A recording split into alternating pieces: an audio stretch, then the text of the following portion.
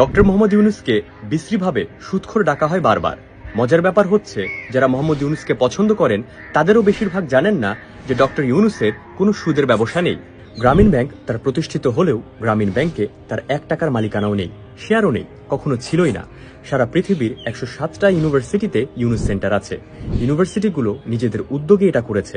এর প্রধান কারণ হচ্ছে তার মাইক্রো ফাইন্যান্স, যেটা তাকে এবং তার গ্রামীণ ব্যাংকে নোবেল শান্তি পুরস্কার এনে দিয়েছিল। জিনিসটা আমার আপনার কাছে আশ্চর্যজনক মনে হতে পারে, কিন্তু এটাই সত্যি। ডক্টর মোহাম্মদ ইউনূসের মাইক্রো ফাইন্যান্সের মূল ভিত্তি হচ্ছে এটা।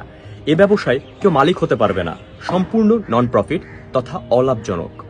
এটাকেই বলে সামাজিক ব্যবসা। নির্দিষ্ট কোনো মালিক নেই, জনগণই মালিক। বাইরে থেকে অনুদানের টাকা এনে গ্রামীণ ব্যাংক প্রতিষ্ঠা করেছিলেন ডক্টর মোহাম্মদ ইউনূস। নিজে এটি প্রতিষ্ঠা করলেও প্রতিষ্ঠানে তার 1 পয়সার মালিকানাও রাখেননি, বরং এর 25% মালিকানা সরকারের, বাকি মালিকানা গরিব মানুষের। নিজের